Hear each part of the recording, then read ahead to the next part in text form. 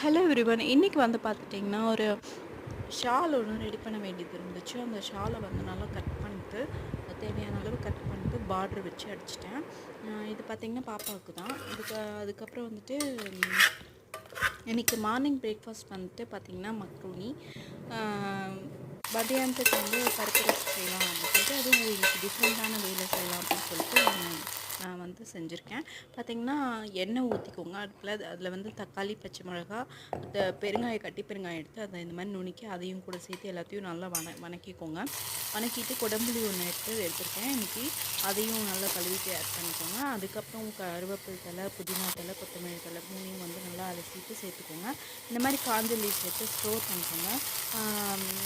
ஏன்னா வந்து தாளிக்க யூஸ் ஆகும். உப்பு எல்லா மசாலாத்தூளும் ஆட் பண்ணியாச்சு. இப்போ வேக வச்ச பருப்பு கூட அதை வந்து வெந்ததை சேர்த்துக்கலாம். அதுக்கப்புறம் ஜீரகம் போட்டு தாளித்து அதையும் ஆட்